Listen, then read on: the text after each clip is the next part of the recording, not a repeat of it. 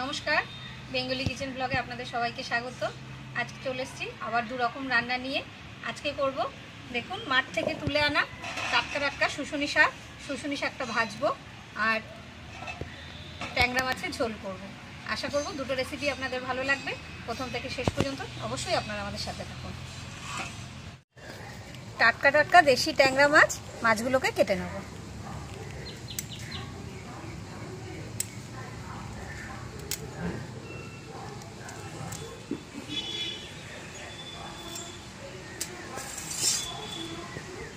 মাছটা কেটে ধুয়ে পরিষ্কার করে নিয়ে এসেছি আর শাকটাও ধুয়ে আনা হয়ে গেছে। প্রথমে শাকটা কেটে নিয়ে শাকটা ভাজা করব।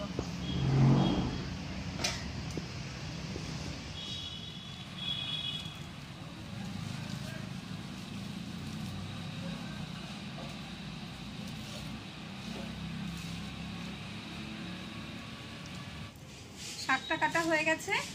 তুমি শাকের জন্য কয়েকটা রসুনের কোয়া ছাড়িয়ে কুচিয়ে দাও আর কয়েকটা কাঁচা লঙ্কা চিড়ে দাও আর একবারে মাছের আলু আর বেগুনটাও কেটে ফেলো। আমি উনুনটা ধরিয়ে দিই। হ্যাঁ, তাই হবে।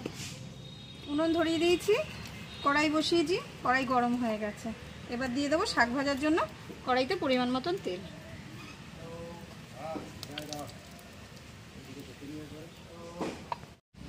তেল গরম হয়ে গেছে, দিয়ে দেবো ফোড়নের জন্য একটা শুকনো লঙ্কা, অল্প পরিমাণ কালো জিরে আর কুচিয়ে রাখা এই রসুনটা।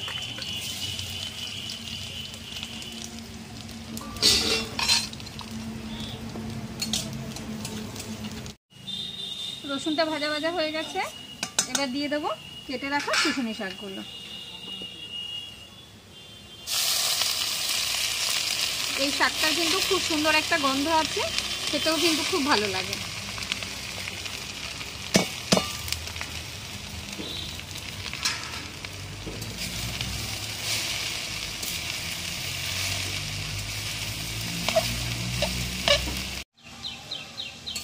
শাকটা ভালো করে মিশিয়ে নিয়েছি।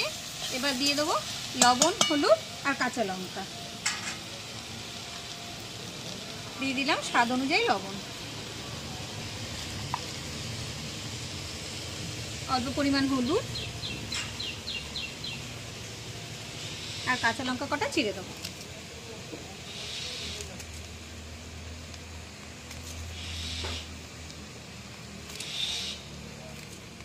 ভালো করে মিশিয়ে নিয়ে একটু টাইম ঢেকে দেবো শাকটা সেদ্ধ হওয়ার জন্য। লম্বা লম্বা কাটবো? হ্যাঁ, বেগুনটা বেশ করছি, লম্বা লম্বা করে পাতলা পাতলা করে কেটে দাও। একটু পুরো লম্বা দেখো। হ্যাঁ হ্যাঁ,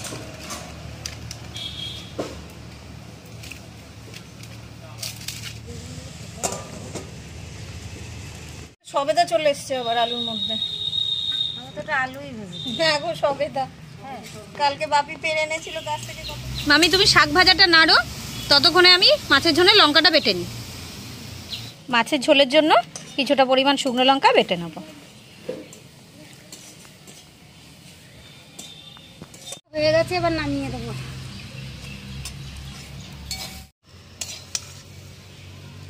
শুশুনি শাক খেলে ভালো ঘুম হয় মামন। হ্যাঁ, শুশুনি শাকে অনেক উপকার আছে। সব শাকেই উপকার, কিন্তু এক একটা শাকে এক এক রকম উপকার। শাক ভাজা হয়ে গেছে। মাছের ঝোল করার জন্য আমি এবার কিছুটা জিরে ভেজে নেব।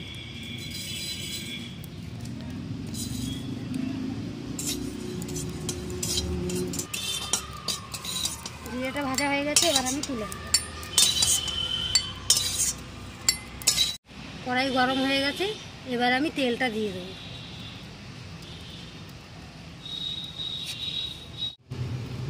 মাছ ভাজার জন্য লবণ আর হলুদ মাখিয়ে নেব।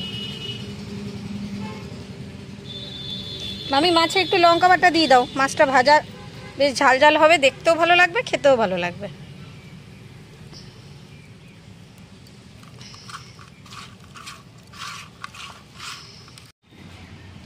তেল গরম হয়ে গেছে, এবার আমি মাছটা ভেজে নেব। এই টাটকা ট্যাংরা মাছের ঝোল দারুণ লাগে খেতে।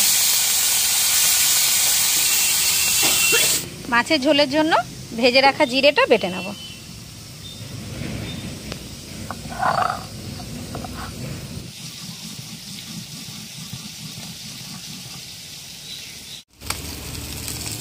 মাছগুলো ভাজা হয়ে গেছে, এবার আমি তুলে নেব।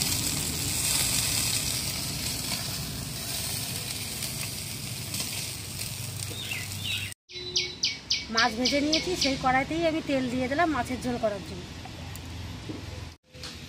কয়েকটা গোটা জিরে ফোড়ন দিলাম।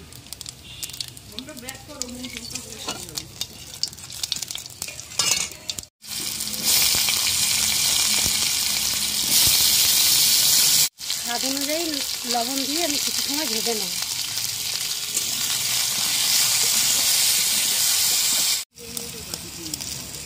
এবার পরিমাণ মতো হলুদ আর বেটে রাখা লঙ্কাটা দিয়ে দেবো, ভালো করে মিশিয়ে দেবো। এবার কিছু সময় কষিয়ে নেব। পরিমাণ মতো জল দিই। ফুটন্ত ঝোলের ওপরে কেটে রাখা বেগুনগুলো দিয়ে দেবো। বেগুন তেলে ভেজে রান্না করলে একরকম স্বাদ, আর ঝোলের ওপরে দিয়ে করলে আরেক রকম স্বাদ। এবার একটু মিশিয়ে দিই।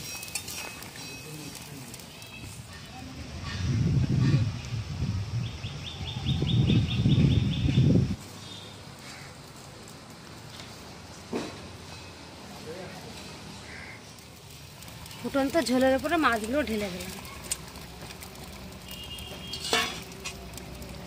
এবার একটু মিশিয়ে দেবো।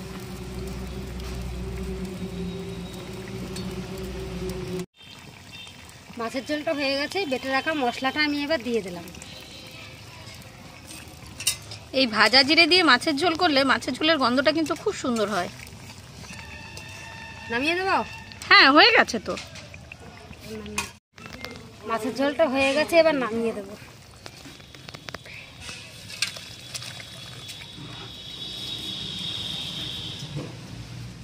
আমাদের এই রেসিপি দুটো কেমন লাগলো অবশ্যই কমেন্টে জানাবেন।